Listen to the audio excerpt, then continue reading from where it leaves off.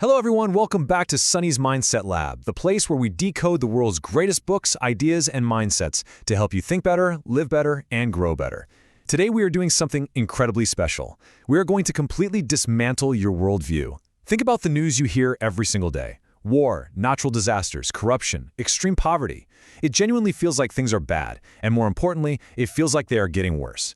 But what if I told you that the data, the hard, objective reality of human existence, proves exactly the opposite? Joining me to unpack this is the brilliant mind behind the philosophy of factfulness, global health expert and statistician, Hans Rosling. Hans, welcome to the lab. Thank you so much for having me. I am absolutely thrilled to be here. You hit the nail on the head. We are suffering from a devastating illusion.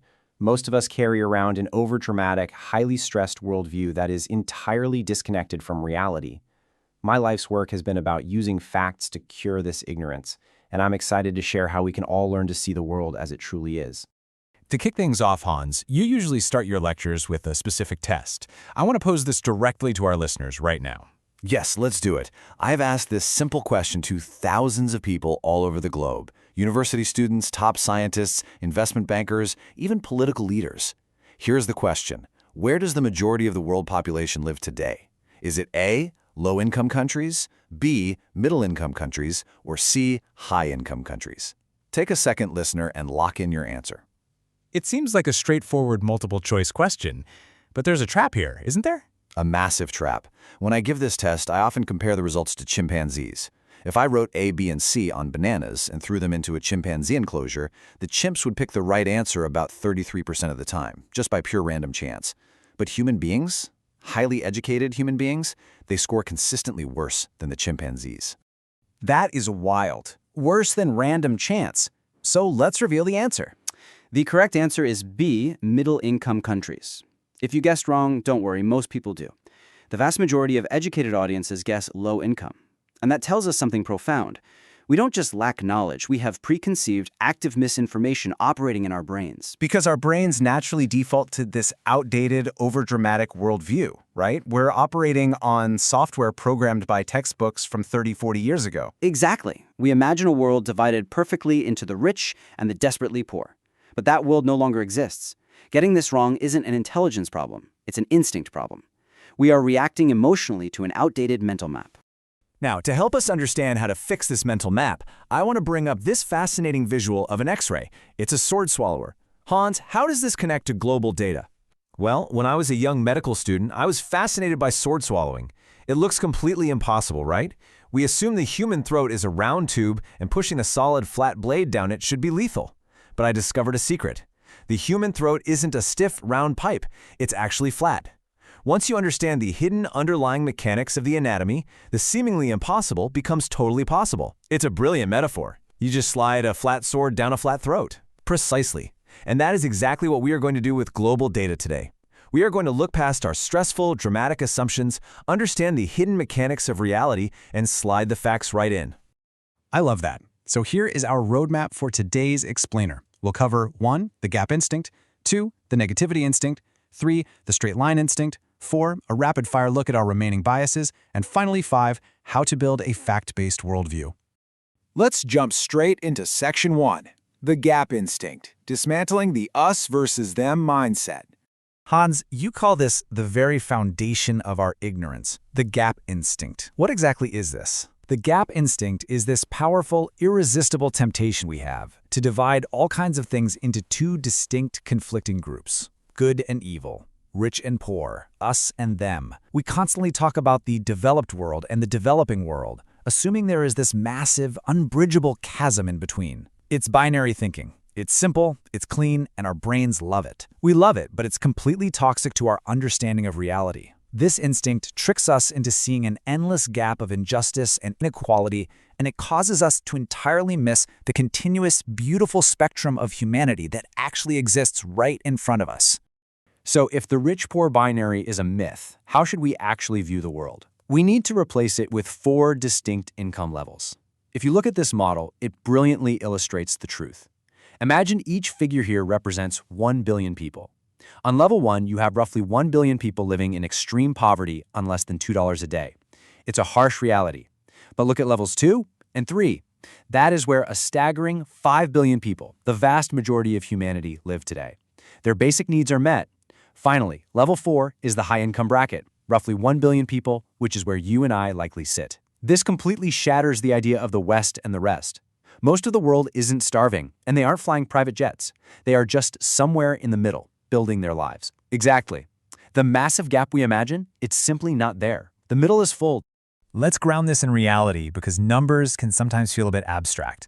What does life actually look like as you move up these levels? This is my favorite way to show data. Through a project called Dollar Street, we photographed daily life across these 4 levels. Human progress is a gradual climb. On level 1, fetching water means walking miles barefoot with a plastic bucket. But jump to level 2, and maybe you have a bicycle to fetch that water. On level 3, you own a motorcycle, you cook on a gas stove, your kids are in school. And on level 4, you have a car and hot indoor taps. It's a stepping stone progression. It's not just you're poor or you're rich. Precisely. And here's the most hopeful fact of our time. Over the last few decades, billions of people have successfully climbed out of level 1. The progression is real, and it's happening right now. That leads us perfectly into Section 2, the negativity instinct. Because Hans, if billions are climbing out of poverty, why do we feel so doomed all the time? It comes down to selective reporting and our deep-seated negativity instinct. Our brains are evolutionarily wired to notice threats. The media understands this perfectly.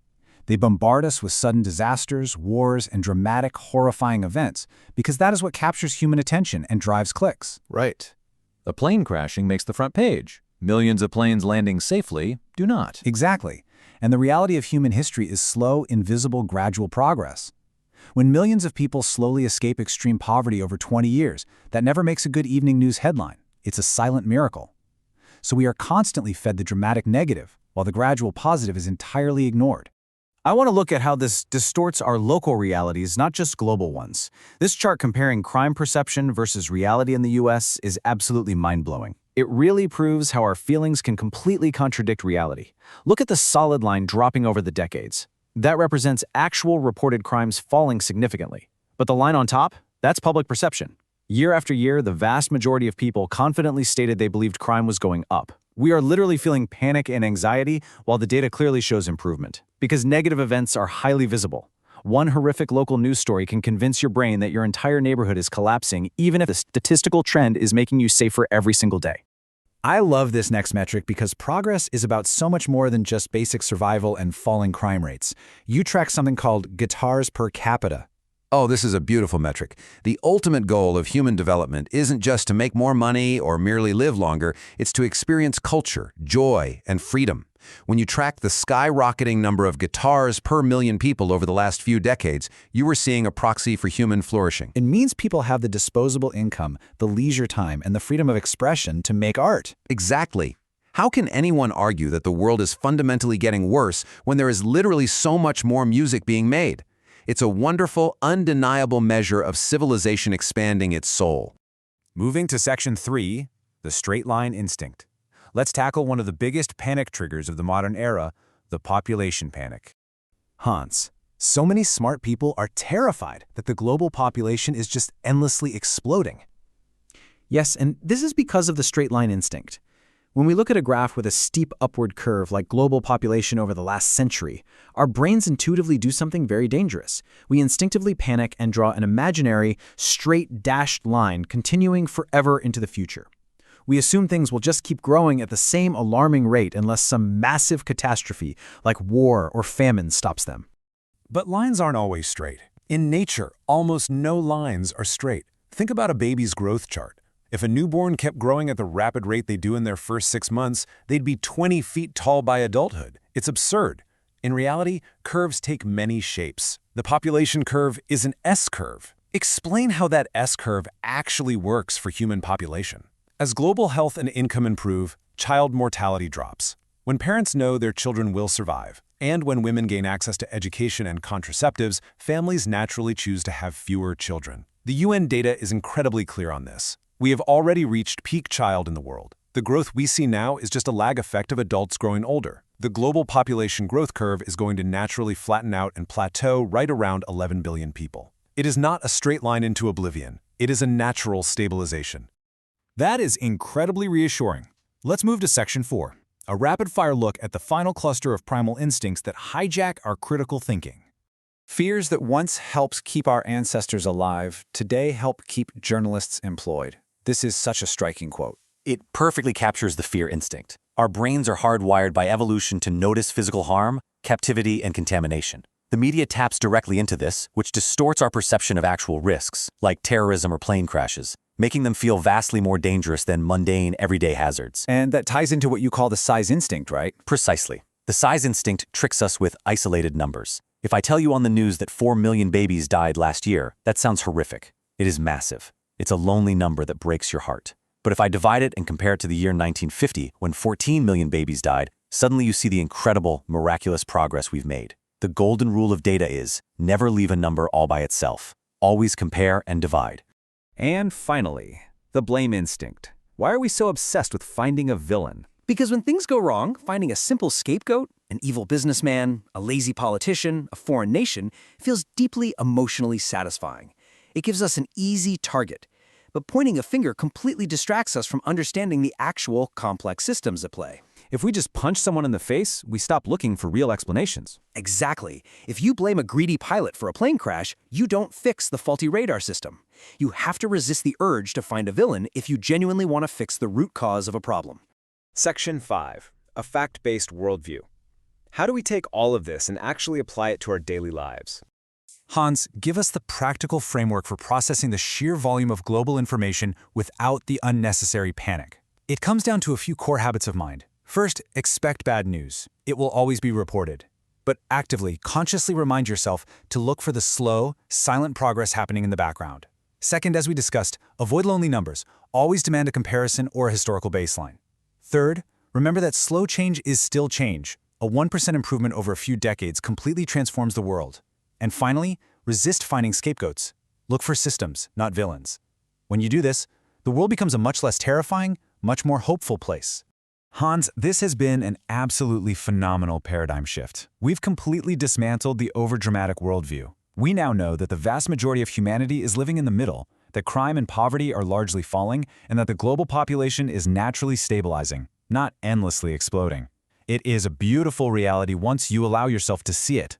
So I want to leave our listeners with one final provocative thought. Now that you know the truth, now that you're equipped with facts instead of fear, what will you do next? How will you invest your time, your empathy, your votes, and your resources now that you can see the world exactly as it is? A massive thank you to Hans Rosling for this incredible framework. Thank you for joining us at Sunny's Mindset Lab, and as always, keep looking at the data, keep growing, and keep questioning what you think you know. See you next time.